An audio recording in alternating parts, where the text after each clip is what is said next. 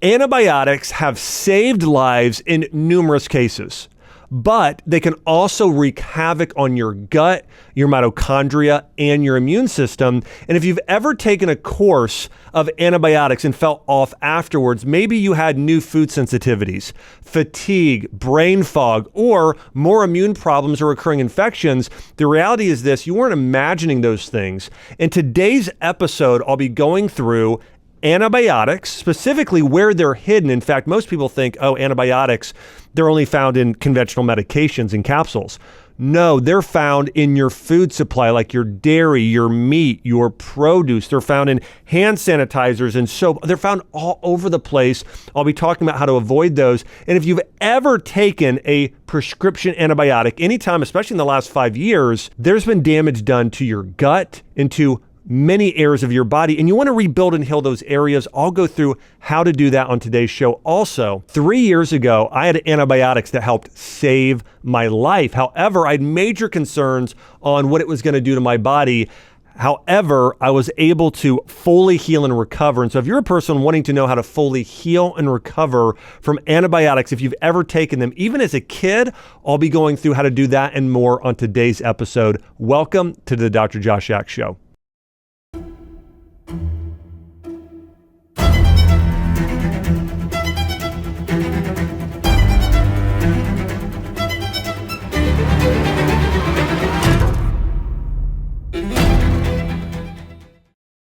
So antibiotics have saved millions of lives since they were invented in the 1920s, but unfortunately, their use comes with major drawbacks. The reality is this: most antibiotics that are prescribed today should not be prescribed at all because of their damaging side effects. And antibiotics' main job is to kill harmful bacteria that is threatening your life or that could threaten your life. But here's the thing you need to know: antibiotics don't discriminate between bad pathogens and good microbes in your gut that you need for things like absorbing nutrients and for your own immune protection. Wiping out beneficial gut bacteria weakens your immune system, disrupts your digestion, and increases your risk of long-term inflammation and chronic diseases, is everything from inflammatory bowel disease to, I believe, even conditions tied to autism and even cancer. And diverse colonies of microorganisms in the gut lead to better nutrient absorption, better digestion, better metabolism. In fact, there are studies showing when you have a healthy gut, it leads to more weight loss and a leaner, healthier body, better immune function, more hormone balance. In fact, 95% of your serotonin levels are created in your gut. Neural activity, so there's a deep gut-brain connection, and disease prevention and longevity. And so making sure you have a healthy gut microbiome, it matters. But antibiotic drugs are the single greatest thing today that is damaging our gut microbiomes. There was a 2024 study published in the Journal of Medicine and Microecology, and it showed that even a single course of antibiotics can disrupt gut microbiota for up to 6 months, and some beneficial species may never return. So here's the reality: if you take even one round of antibiotic drugs and you don't know exactly what to do after, it can cause irreversible damage. And most people don't think of that when they take an antibiotic. They don't realize just how harmful antibiotic drugs are. And I see this today with so many parents. Anytime we get a kid sick with an ear infection, anytime a child gets the common cold or a flu, the doctors rush to give them antibiotic drugs without thinking about the long-term side effects. You know, here's the reality based on multiple medical studies. Taking an antibiotic drug can lead to increased susceptibility for future infections, allergies and food sensitivities, chronic fatigue and mood issues, skin issues, autoimmune flare-ups, and even risk of cancer long-term. And after taking antibiotics, and most doctors don't do this, your doctor should be focused on, and you should be focused on, rebuilding back the damage that was done to restore long-term immunity and all the things we've discussed. Before you even take an antibiotic, though, there's other things you want to do that will lessen the impact of antibiotics on your body. following a high fiber diet, so a diet high in prebiotic fiber. There are some great foods like that. Apples and pumpkins, for example, have the sort of fiber that these probiotics can feed and grow off of, creating a healthier gut microbiome. Taking probiotics, both in your food and supplements. And here's another big one, probably the biggest one people ignore: exposing yourself to good microbes from things like having a home garden, even if it's just a small herb garden, interacting with animals like dogs, spending time outdoors in nature and eating at your local farmer's market or food from your local farmer's market, and consuming things like raw local honey. All of these things help build a healthy gut microbiome and help you prevent the side effects of antibiotic use in the future. Now, here's the way that I would think about antibiotic drugs. When you take them, it's like a atomic bomb going off, or at least a bomb going off in your gut, okay? Everything is damaged. Imagine if you're at war, or we see these videos of war on social media and on the local news, and you see, like a bomb going off and buildings exploding. That's what antibiotics are doing in your gut, okay? They are not only killing the bad microorganism like the bacteria that's living in your gut, okay? They're also killing innocent bystanders. They're breaking down buildings, creating just, major destruction throughout your entire digestive tract, especially your colon. And there was a study done on antibiotic use in colon cancer, and here's what they found. Colon cancer risk was increased by 15% in those taking antibiotics for just 30 days, even after adjusting for other factors, according to Johns Hopkins University. They said this is likely caused due to chronic gut dysbiosis and inflammation. So one round of antibiotics increases your risk of colon cancer by 15%. Okay, here's another study. Listen to this one. Children given antibiotics before the age of 2 have a 50% higher risk of developing asthma and eczema. Think about that. You double 50% greater increased risk of asthma and eczema if you give a child an antibiotic before the age of 2. And yet doctors today are just handing out and giving more and more antibiotics, even sometimes when the infection isn't bacterial. Antibiotic use in children is associated with higher risk of allergies, dermatitis, celiac disease, being overweight, obesity, and ADHD.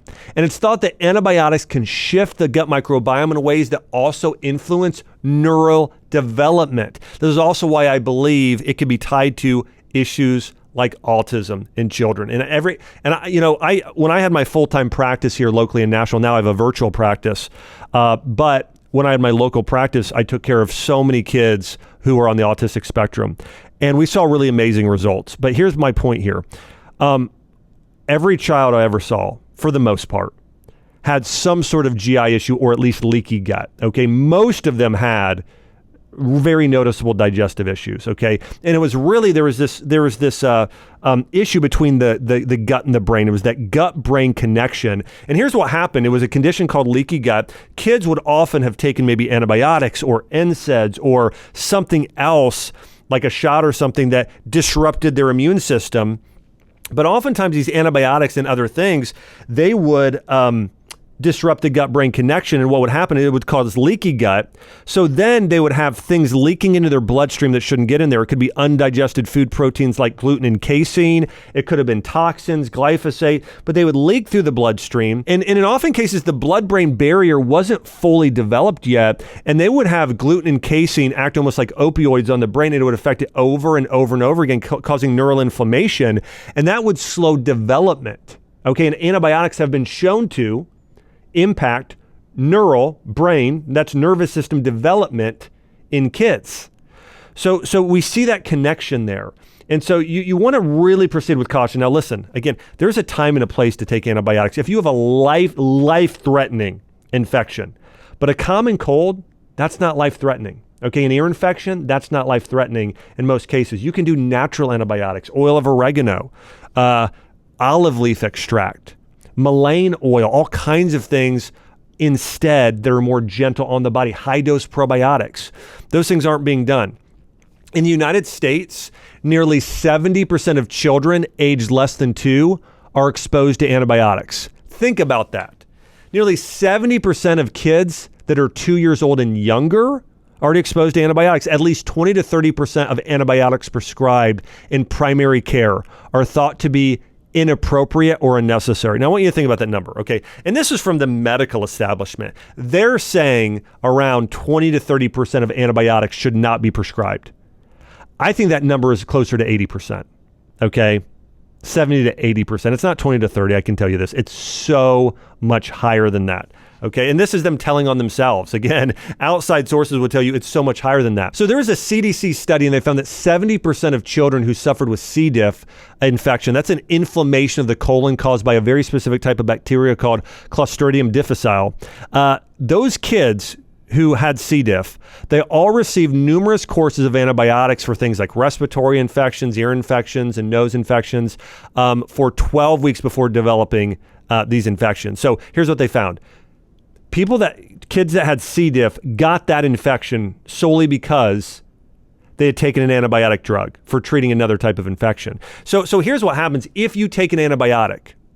Your risk of having another infection in the future goes up. That's what people have to realize, that there is a major side effect to antibiotics. So if you take this antibiotic, only do it if it's something life-threatening. Because if you don't, if you take it, your chance of having to take it again and again and again go up. Have you ever known anybody who, because they got on antibiotics once, they had to get on it again and again and again, sometimes for multiple years? We have to break that vicious cycle. Here's another study on inflammatory bowel disease and autoimmune disease. A large study published in the Gut Journal links antibiotic frequency with up to 50% higher odds of inflammatory bowel disease. So think about this.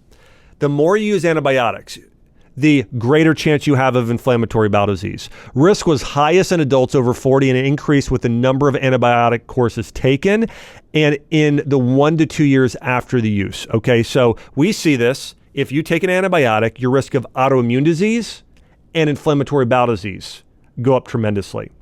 There was a study published in the Frontiers Journal of Immunology, and they found, and this was a large study. This was done on over 100,000 children, and they found that antibiotic use early in life significantly raised the risk of autoimmune diseases like Crohn's disease and even rheumatoid arthritis. Now, how do antibiotics cause rheumatoid arthritis? Well, again, it's leaky gut. Antibiotics damage the good bacteria. They damage the gut lining. Now, your gut lining acts like a net, like a fishing net or a kitchen strainer for pasta. Imagine now you rip a hole in that net.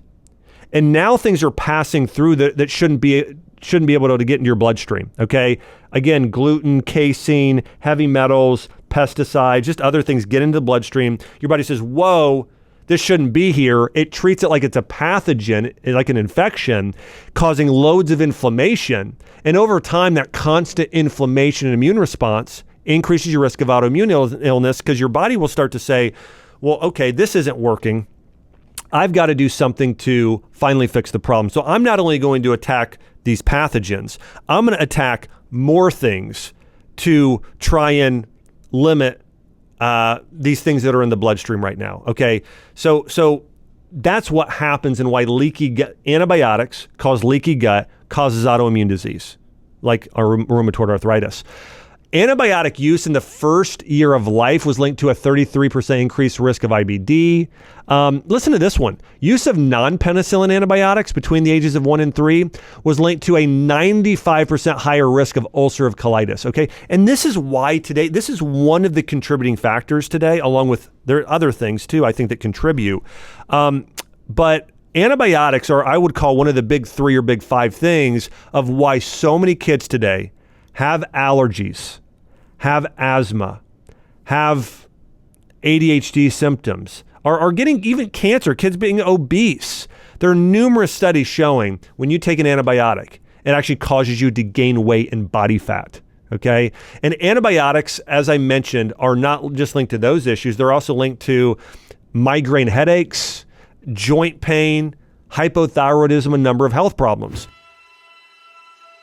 Do you have unexplainable illness, hormone dysfunction, weight loss resistance, brain fog, and you're tired of being dismissed when you know something isn't right? Well, get my at-home testing of targeted biomarkers, including hormones, thyroid, and metabolism, plus a full hour with one of my senior health advisors to help you understand your results. The truth is, your doctor's probably reading your blood work all wrong. They're missing the cellular issues behind the symptoms. This new testing flips the script. The future of interpreting test results is here. I'm currently offering a simple at-home blood test that actually tests for the right things. And just as importantly, it comes with proper interpretation of your results. If you want to check it out and grab one before they're gone, just go to mybloodwork.com now. And just to prove the point on antibiotics being tied to allergies, there was a study in Sweden, and they found that infant exposure to antibiotics tripled the risk of developing food allergies by the age of 6. So there's your proof. You take an antibiotic, your risk of having food allergies, which how many kids have food allergies today? So many. Well, because we're tripling the risk with just with one round of antibiotics. Think about that.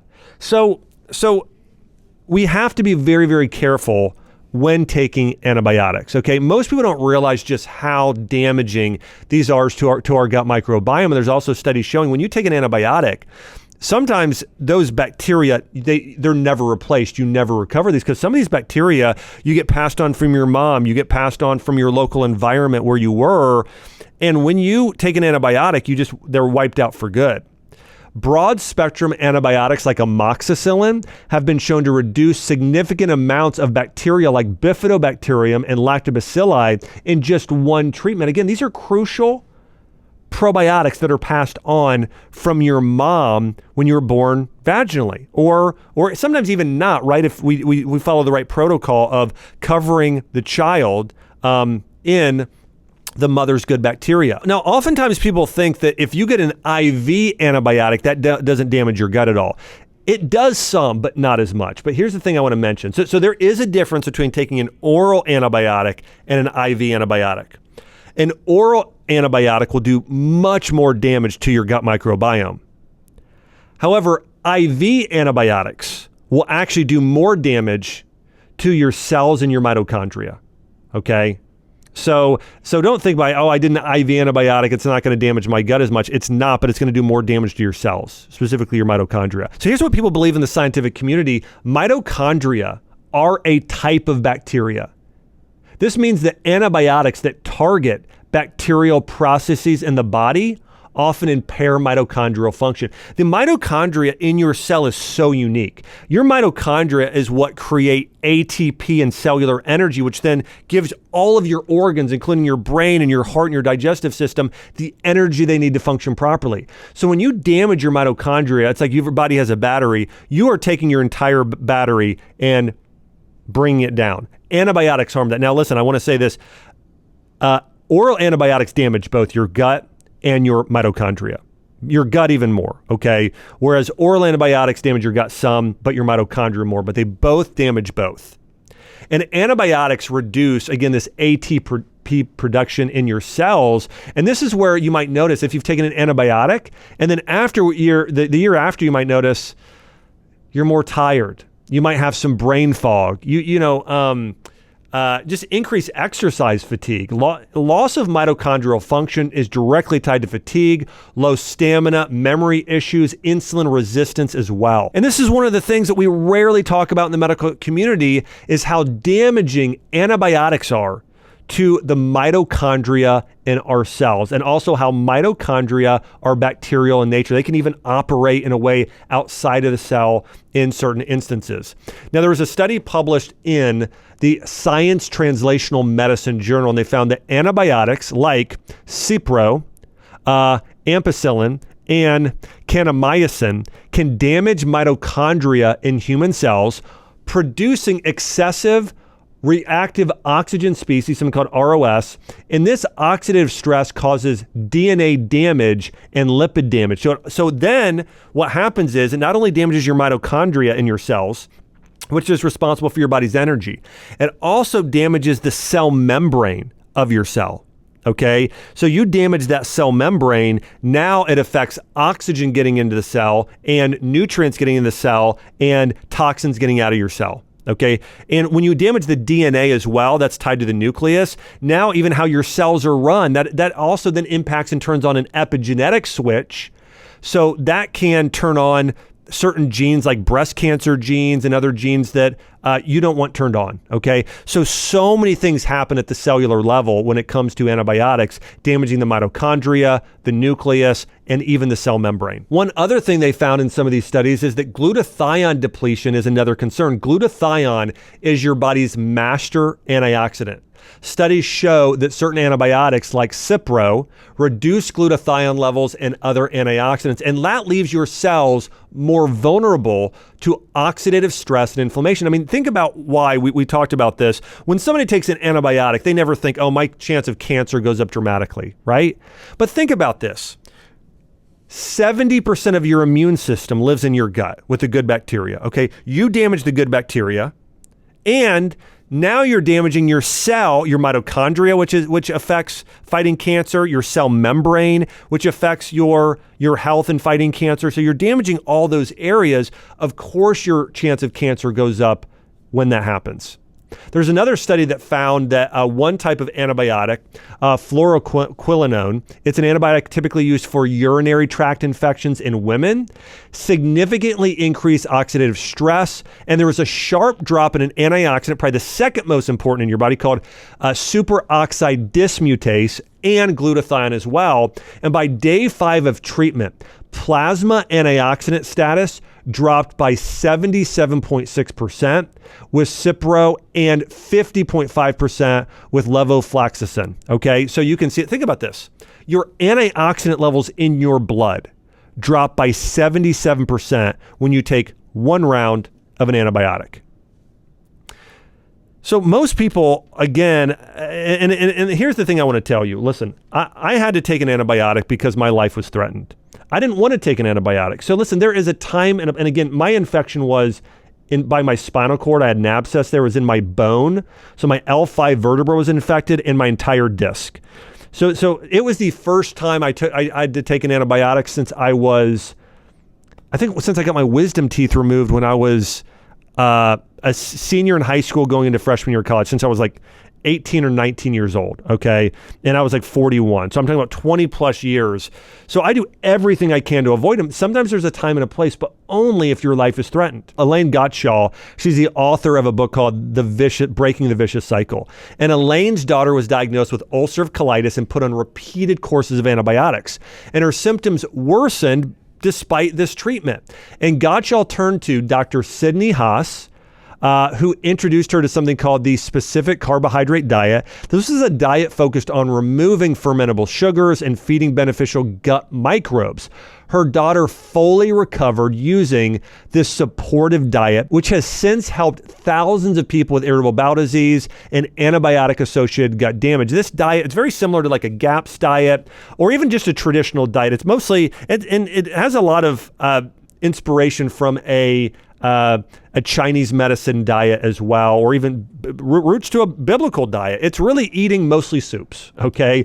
It's meat and it's vegetables, okay? In a soup form, and that's the bulk of the diet. It really is meat and vegetables, and that are well cooked together as a soup. And that is the basis of that diet for the most part that helped her heal. I have a friend of mine, Dr. Terry Wall. She's a medical doctor and the author of the Wall's Protocol. And her primary condition was MS, that's multiple sclerosis.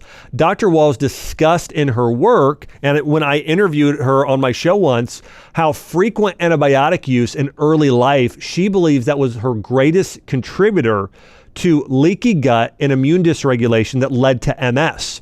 Dr. Terry went on a diet of cooked meat and well-cooked vegetables. That was the basis of the whole diet. She reversed her MS and healed completely, got out of a wheelchair. Really, really amazing. And he said her biggest focus was healing the gut microbiome. Really, her diet was bone broth, fermented foods, vegetables. She really focused and talked about sulfur-rich vegetables like cooked cabbage.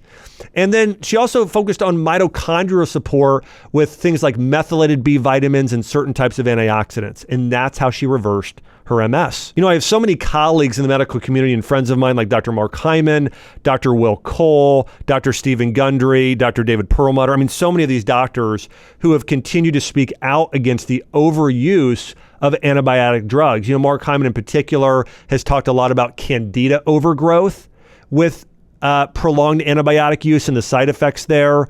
And most of us have a very similar advice. One, only use antibiotics in life-threatening emergencies, or only if you have a good protocol to help your body recover and heal quickly, and use them as little as possible.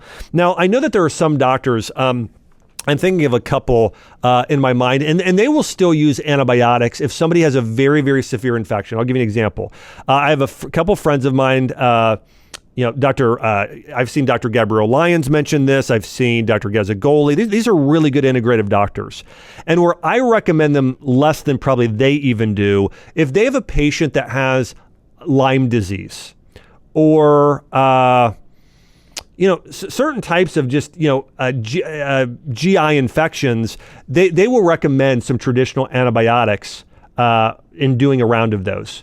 But right afterwards, they do everything they can as part of a full-on protocol to heal and restore the gut microbiome. Okay. And this is something most doctors aren't doing today. All traditional doctors, they almost always just give you an antibiotic. They don't even tell you to take a probiotic.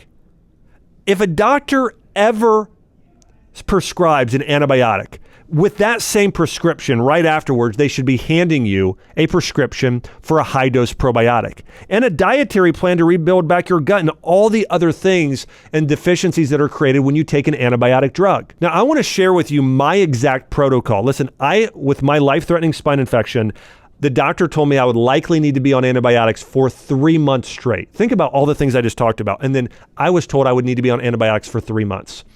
I read a medical study on hyperbaric chambers and was able to cut my antibiotic time down to just 4 weeks or 28 days. Okay, so cut it down. I was able to cut it down dramatically. I still did them because, again, life-threatening issue, but I was able to reduce them greatly. And I want to walk you through my exact protocol that I followed to limit the damage and to heal as quickly as possible and rebuild my gut microbiome back. The first thing that I did and that I recommend patients do if they have to take antibiotics is along with and immediately after doing high-dose probiotics. So let's say you have to get on antibiotics for 2 weeks because your life is threatened or your child's life is threatened. You want to take about 400 CFUs of probiotics daily, or about 1 trillion daily in some cases. Okay. So what I would do is for myself, during, and then for 3 months afterwards, I did a probiotic called Probiotic Trillion. I did a very high dose soil-based probiotic one day. And the next day I did another type of probiotic that was more diverse, that had more of the food-based microorganisms, and that was 400 billion CFUs. So again, I alternated each day doing a high-dose probiotic. I did the 1 trillion probiotic one day, and I did the 4 billion probiotic the next day, and one was more soil-based and one had the more multiple strains. That's what I did for probiotic use for months afterwards. By the way, there was a study published in the Journal of American Medical Association, and they found that probiotics reduce antibiotic-associated diarrhea and side effects by 58%. So we know clinical studies show it makes a massive difference. So that's what you want to do, is typically get on at least 1, if not 2 probiotics, very high doses. Again, pay attention to the dosage. 400 billion to 1 trillion daily for 3 months afterwards. And then you want to stay on for at least a year or 2 on probiotics afterwards at maybe 100 billion or so daily. Okay. So high dose as a supplement. The other thing you want to do is you want to really focus on getting prebiotics from your food, okay? I would recommend a diet that's rich in prebiotic fiber. My favorite is going to be apples and apple pectin. So I would do lots of apples. In addition, I would do pumpkin. Apple and pumpkin, what I would do every morning is I would do a smoothie, and I would put in half an apple, and I would put in about a third a can of pumpkin, or about a half a can of pumpkin. So pumpkin and apple.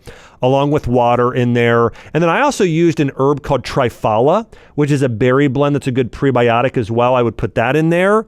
And I would make this whole gut healing smoothie every morning. And then I put in a big scoop, about 20 grams of a bone broth protein or a stem cell protein or some sort of protein that's high in collagen and in some of those sorts of proteins. So I would put a scoop of that in as well every single morning. So I paired my probiotic supplement along with this prebiotic rich superfood for breakfast. Now, when I had to take my antibiotic, I did that in the morning and the probiotic in the evening, or vice versa. So I didn't take them at the same time. I took them at the opposite times of day, about 8 to 12 hours apart in that way, so they wouldn't interfere with each other. And so that's another. So probiotics first, along with a prebiotic rich diet, along with bone broth, is very important. And then the other things I did is I really focused on protecting my mitochondria. Remember, not only is your gut damaged when you take antibiotics, your cells are damaged. And in order to heal the cell, the biggest thing I really focused on B vitamins. Your cells need B vitamins, also methylation. Your body needs B vitamins, specifically B2, B6, B9, also known as folate, and B12 are the most essential.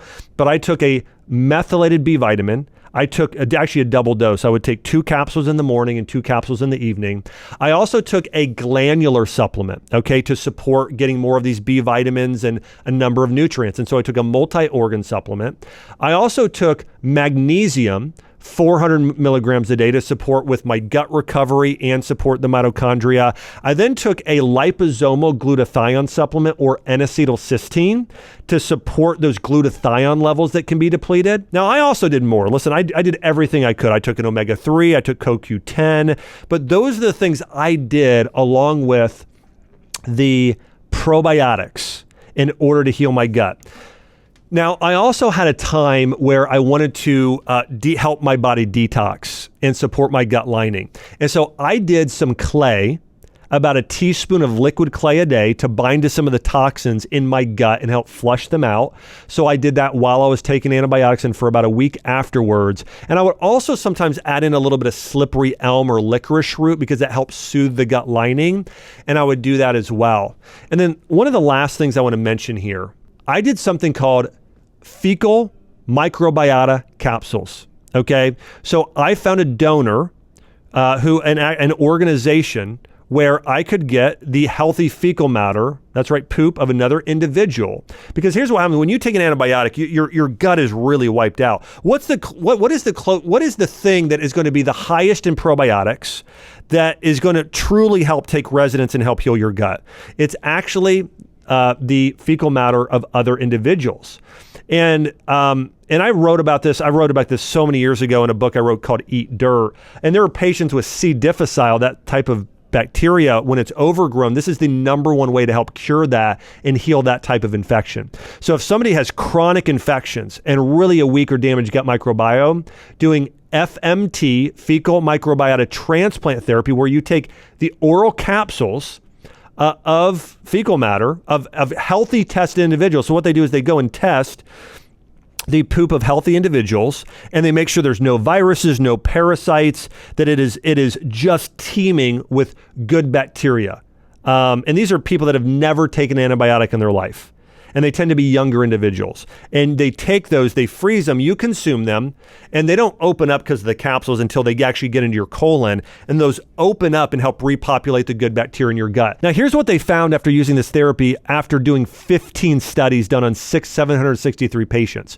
Researchers found that oral FMT capsules had a cure rate of 82% with no serious side effects linked to the treatment. The method is safe, it's convenient, it's not invasive. I know for some people it may sound strange, but overall, it is one of the most healing things somebody can do if they really have chronic infections, chronic gut issues, and you need to heal your gut microbiota. And that was something I did after I was on antibiotics. Now, here's something important to mention. Even if you haven't taken an oral or an IV antibiotic to treat an infection, most of us are still being exposed to antibiotics every single day. Do you know that 80% of the antibiotics that we consume today is via our food supply. 80% of antibiotics that are given today are not given to humans. They're given to our livestock, cows, sheep, chickens. So when you eat food that's not organic or not antibiotic free, you are getting those antibiotic residues every time you eat, okay?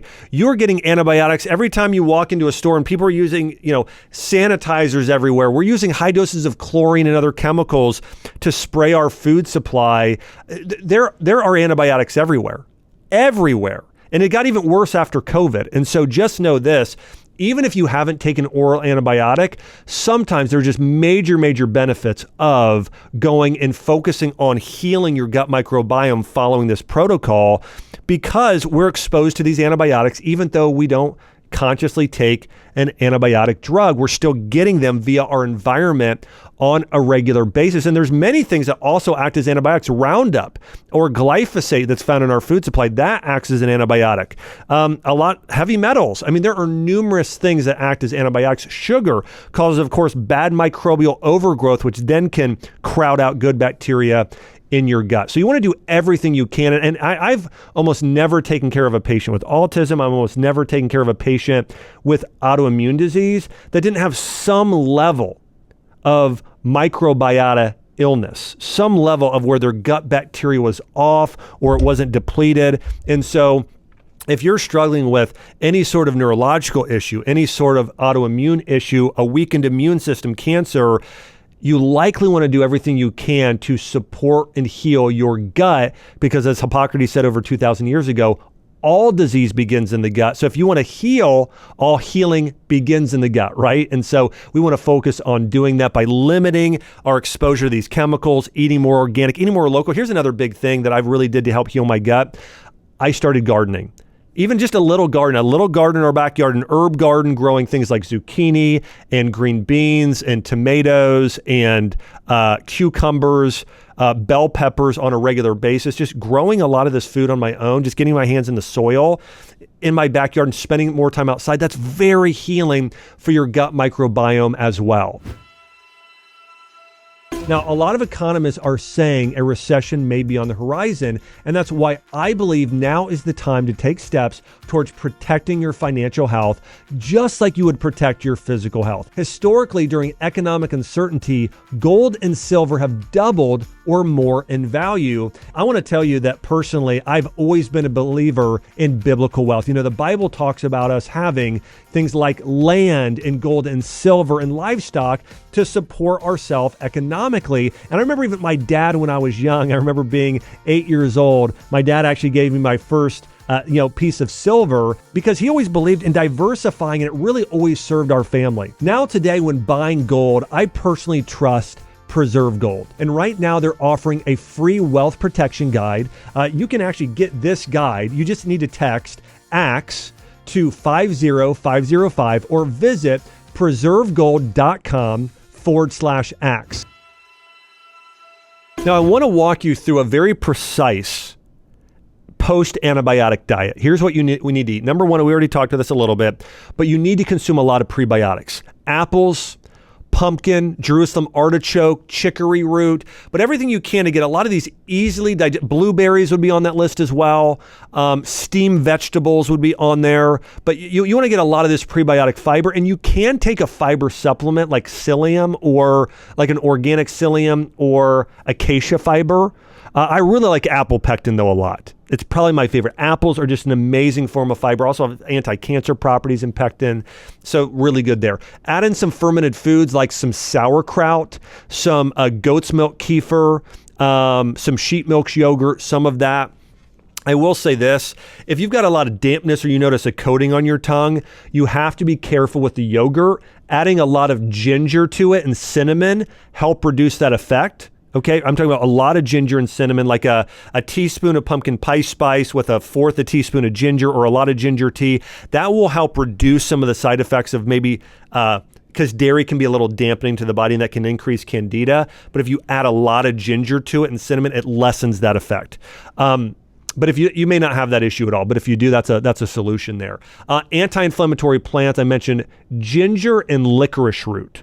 probably the two single best for healing the gut. I like turmeric and galangal as well, but ginger and licorice root are two of my favorites. Slippery elm is also great. Doing lots of bone broth. If you want to know the ideal meal after you've gone through antibiotics or used antibiotics, soups. Soup, and more soup.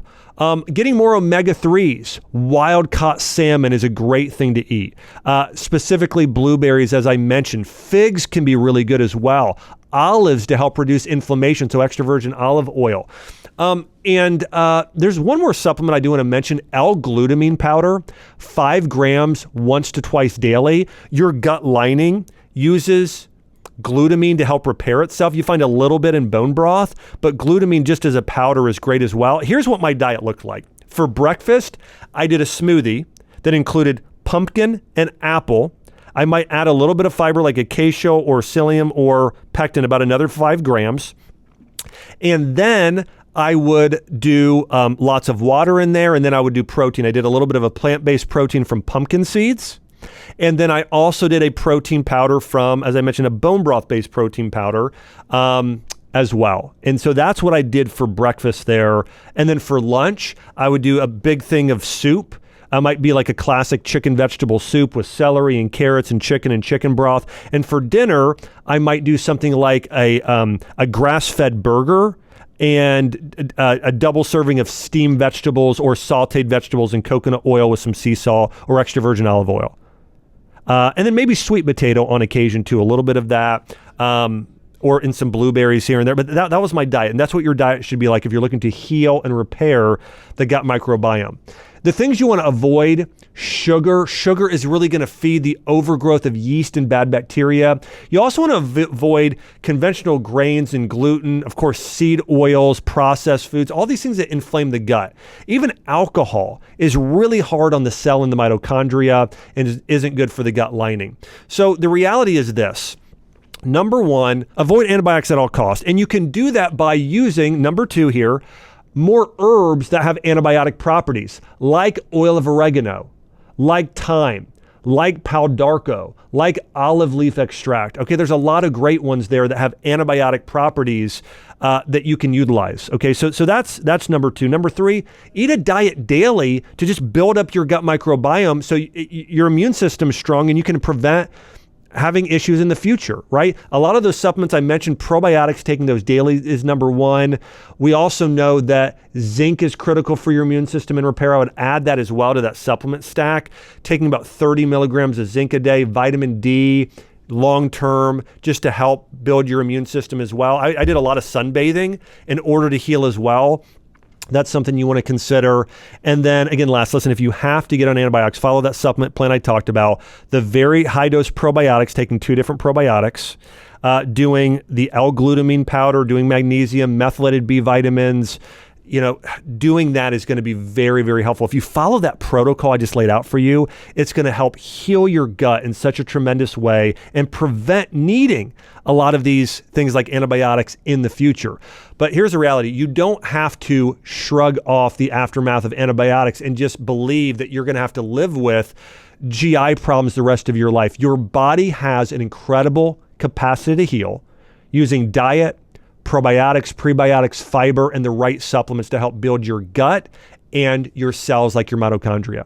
So again, I want to say avoid at all costs, but if you have to, there are ways to help heal and restore your health. I want to say thanks so much for tuning in here to the Dr. Josh Axe Show. Remember, each and every week, we're diving deep into the science and principles of how you can heal physically, mentally, and spiritually. Also, make sure to subscribe, like, and share. And don't forget, the greatest thing you can do here to support the show is subscribe and share the episode. Thanks so much for doing so. I'll see you on the next episode.